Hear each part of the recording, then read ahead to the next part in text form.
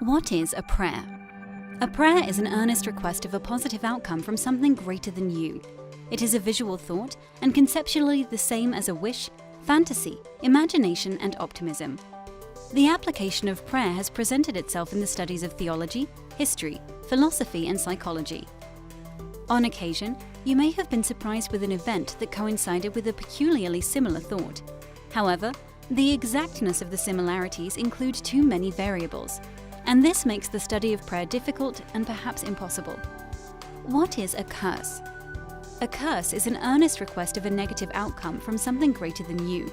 It is a visual thought and conceptually the same as a damning, cynicism, envy, and pessimism. You intuitively know that prayers and curses can produce outcomes. When someone wishes you blessings or harm with their words and thoughts, the effect can be as powerful as a physical consequence. You've said it before, it's the thought that counts. Here's an objective observation to prove this point.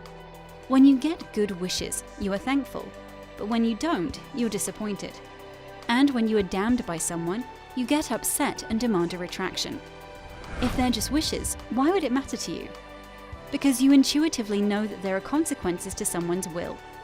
You see, visual images have very specific frequencies and connect with our physical world from behind the scenes. Perception of time is a smooth flow. Our reality is always here and now. However, like a light bulb that glows by resisting alternating current at a rapid rate of 60 times a second, there is the perception of a continuous glow of light. Similarly, subatomic particles of all physical objects alternate between wave and particle many times in a moment. With each cycle, everything in our world collapses inwardly into nothing and expand outward into matter, energy, and space-time, only slightly different with each expansion. Let's use movie frames as an example. Following each frame of reality is a quantum gap where all things in our world become a probability and possibility. All the things in our physical world become one consciousness, and there is no physical reality, meaning there is an inconceivable nothing. With a bounce back to the next frame, there is a slight change in the configurations of our world of matter, energy, and space-time until the next gap. The bounce back into each physical reality frame brings a slight change of configurations, a consequence of probabilities, and the cumulative wills and projections from every corner of our universe. So how do our mental projections influence reality? Projections draw elements from parallel universes. Present understanding in cosmology is that there is a finite and incomprehensible amount of universes. One of the theories is that these universes, or the multiverse, are parallel with each other. Let's use this theory as an example. Imagine these parallel universes as sheets of glass alongside each other.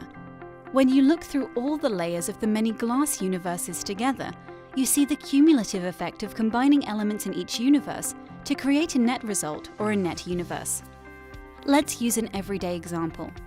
You're looking out from inside your bedroom window across the street at a man standing outside his home, who is looking into his living room window at his son, who is looking at the fish inside the fish tank. Let's consider each section as a parallel universe.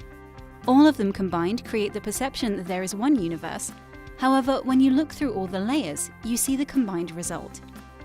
Now, with this example, each universe influences the next. If you waved from your bedroom window to the man across the street, he will wave back, turns to the boy and wave to him. The boy then turns to the fish, moves his finger across the glass, and the fish follows it. This explains the law of attraction. The multiverse is the total of all possible universes, and each universe contributes to the overall net universe. Parallel universes are connected in the gap between the movie frames discussed earlier. When you are actively emotional, thinking and visualizing, it occurs in the expanding physical world. With each complete cycle, when matter, energy, and space-time cancel each other out, there is a gap before the next cycle. Your projected image is pulled into the gap where the multiverse collapses.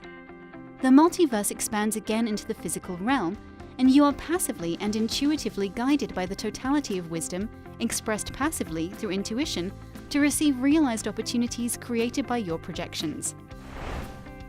Effective projection. As demonstrated earlier, all things in our physical world unite at the quantum level, where consciousness reigns. Since you are everything, and everything is you on a universal consciousness level, in your practice of prayers, wishes, hopes, and optimism, flip the image around and project that you are the other person, place, or thing that you desire. Visualize, verbalize your superimposed self as the desired object, and describe yourself as the desired object. When you allow yourself to become more intuitive, more mindful of the now, with less filtering, mental and intellectualizing chatter, you'll have greater awareness and welcome the opportunities that you created. This is how you create the reality of your prayers, positive thinking, dreams, and wishes. There is a prolific amount of scientific and scholarly papers written on this subject that were derived from social, psychological, physics, and biological experiments. They bring to light evidence of how things are superimposed and interrelate with each other from beyond our physical world. This presentation puts it all together for you in an easy-to-understand model. A prayer and blessing is the same as a thought and coincidence.